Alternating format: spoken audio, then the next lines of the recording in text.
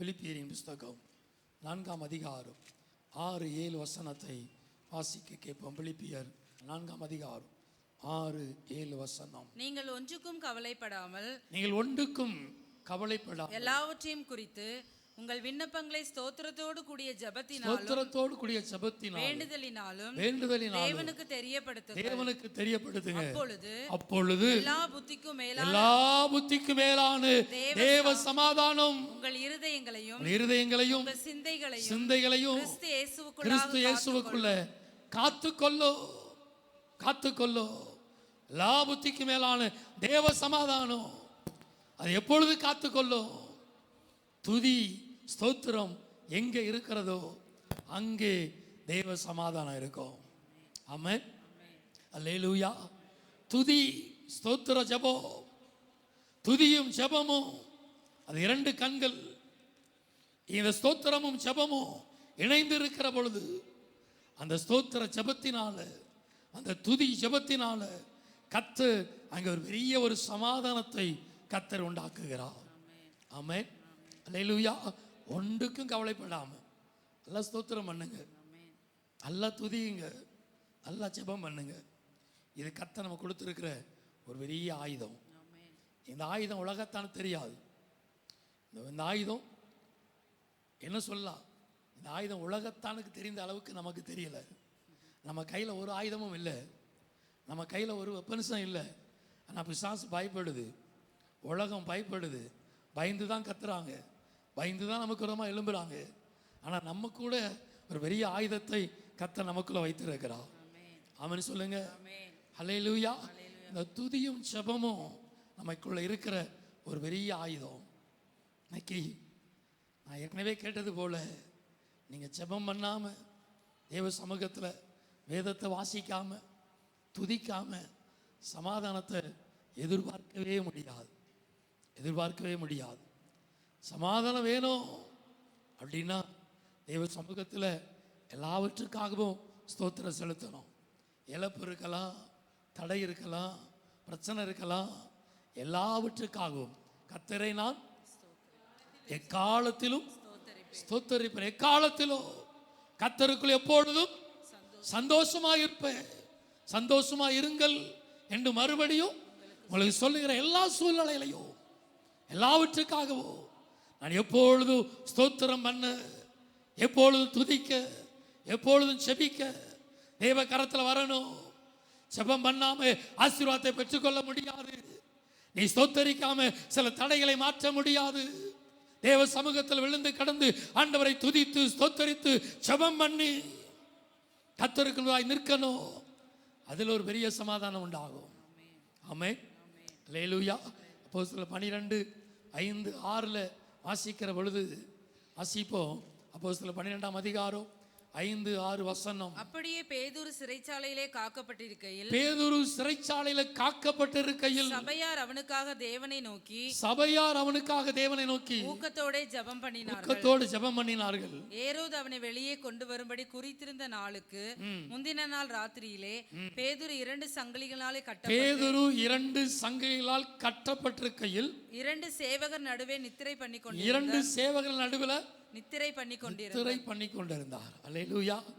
சங்கிலி கட்டப்பட்டிருக்கு, நம்மால ஜாலியாக நினைச்சாரு, தூங்குறாரு. தூக்கம் வருமா? தூக்கம் மாத்திரை போட்டு தான் தூங்க ஒன்றிருக்கு. அதான் உண்மை.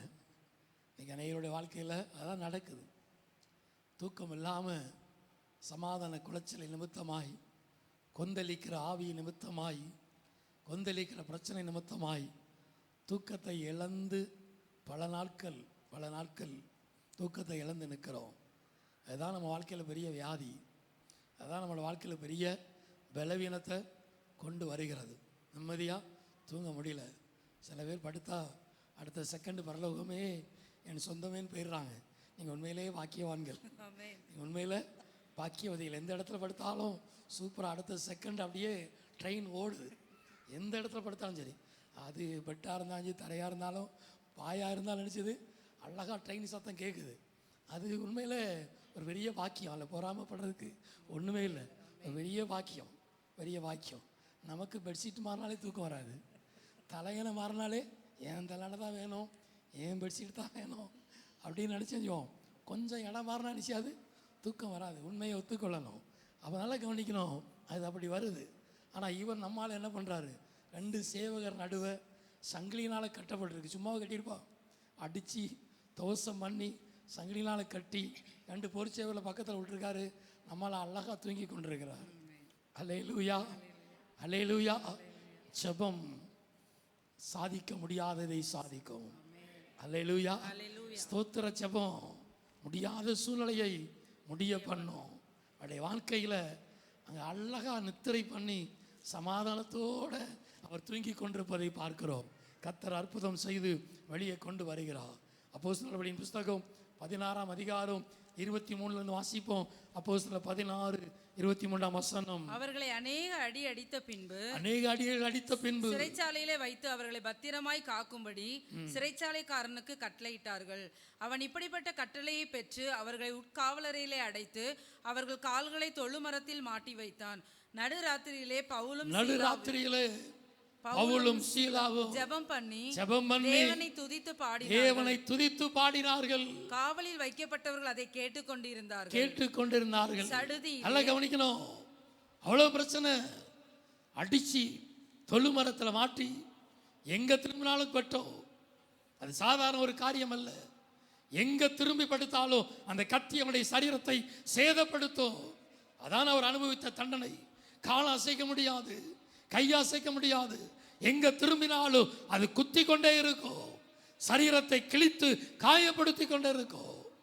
அந்த அனுபவத்திலும் நடுராத்திரியில பவுலும் சீலாவும் ஜெபம் பண்ணி துதித்து கொண்டிருந்தார்கள். அல்லேலூயா.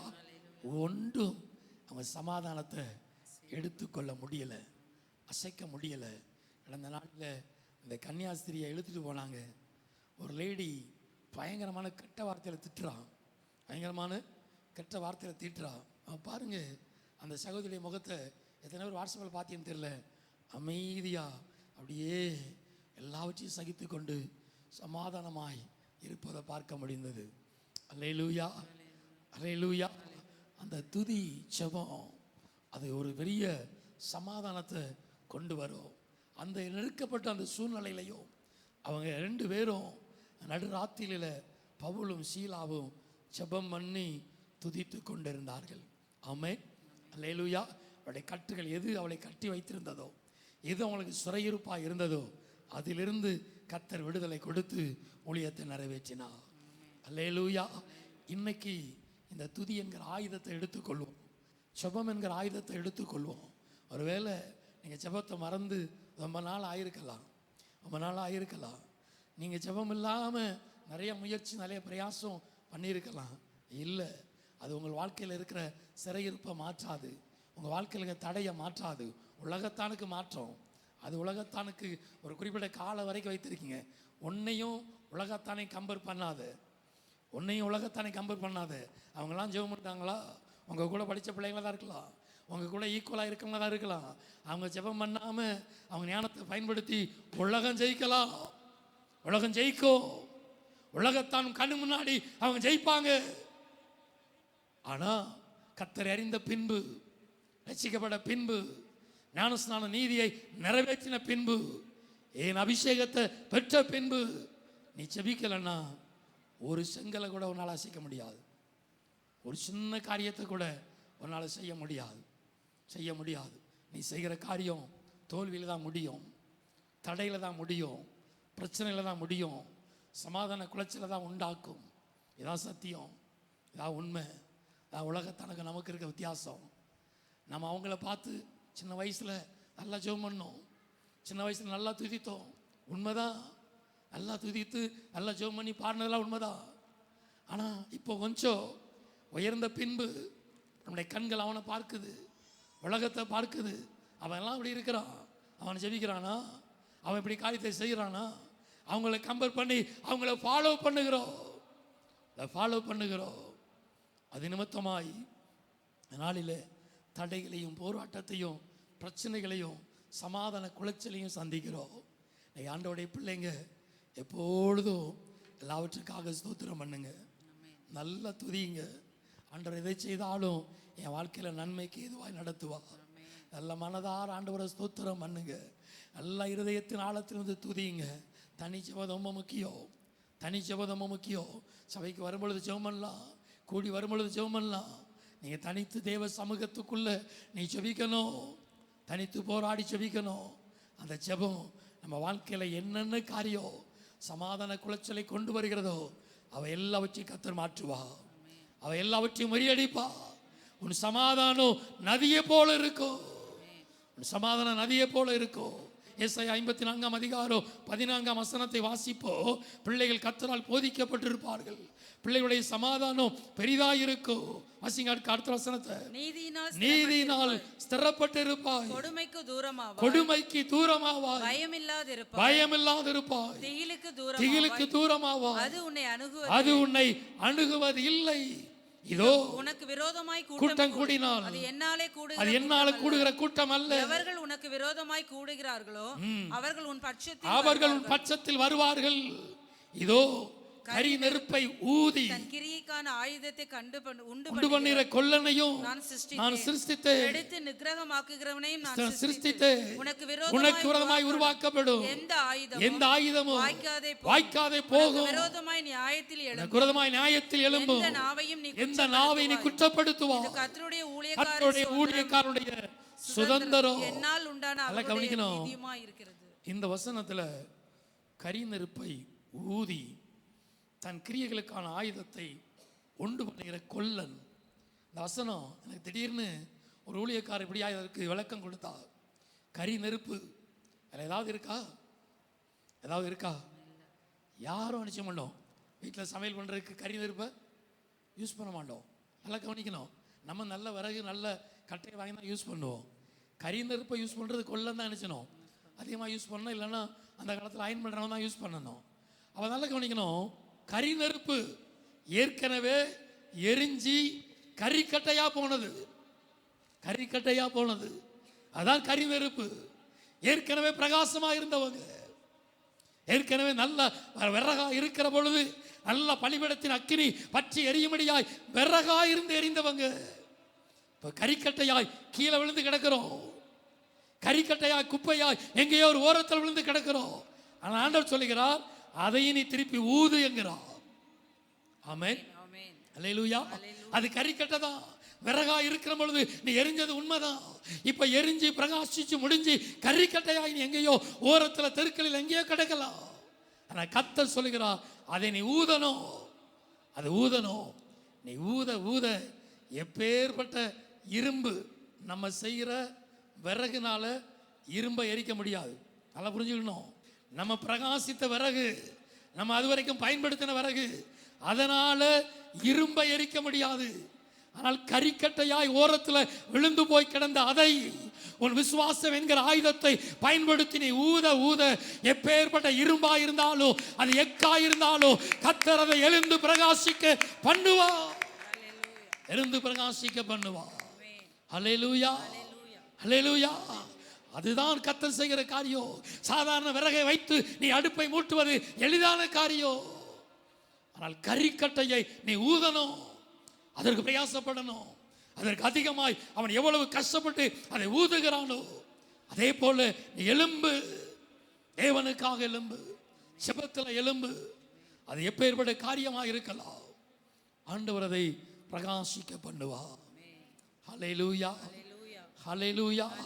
இந்த நாளிலே தேவன் நமக்கு சமாதானத்தை கற்றுக் கொடுக்க விரும்புகிறார். உன் பிள்ளைகளுடைய சமாதானம் பெரிதாக இருக்கும். நம்ம பிள்ளைகளுடைய வாழ்க்கையில கர்த்தர் ஒரு சமாதானத்தை கற்றுக் கொடுக்க போகிறார். அல்லேலூயா, அல்லேலூயா. பிள்ளைங்க அப்படின்னா ஒன்று கர்த்தர் நமக்கு கொடுத்த பிள்ளைங்க, பேர பிள்ளைங்க, உங்கள் சந்ததி பெரியவங்களாம் இருக்கீங்க, உங்கள் பேரன் பேத்தி எல்லாம் உங்கள் பிள்ளைங்க தான்.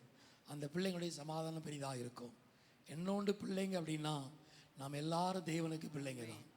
அல்லேலூயா. ரோமர் 8:16-17 நாம் தேவனுடைய பிள்ளைகளாக இருக்கிறோம் என்று ஆவியானவர் தாமே நமக்கு சாட்சி கொடுக்கிறார். நம்ம நாளிலே நாம் அடிமைத்தனத்தின் பிள்ளையா அல்ல, நம்ம வாக்குத்தத்தத்தின் பிள்ளைங்க. நீங்கள் ஒரு காலத்தில் உலகத்துக்கு அடிமையாக இருந்திருக்கலாம், ஆனால் இப்போ கர்த்தர் உங்களை வாக்குத்தத்தத்தின் பிள்ளைகளாய் கர்த்தர் மாற்றி கொண்டு வந்திருக்கிறார்.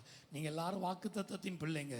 எனவே இந்த நாளில் என் பிள்ளைங்க சத்தியத்தில் நடக்கிறாங்க என்று கேள்விப்படுகிற சந்தோஷத்திலும் பெரிய சந்தோஷம் இல்லை. உங்கள் வாழ்க்கையில் கர்த்தர் ஒரு பெரிய சமாதானத்தை கர்த்தர் கொடுக்க போகிறார். உன் பிள்ளைகளுடைய வாழ்க்கையில் கர்த்தர் சமாதானத்தை கொடுக்க போகிறார். உன் பிள்ளைகள் உன் பந்திய சுற்றிலும் ஒளிய மர கண்டுகளைப் போல இருப்பார்கள். உங்கள் குமாரர்கள் இந்த நாளிலே சித்திரம் தீர்ந்த அரண்மனை மூளை கற்களை போல இருப்பார்கள்.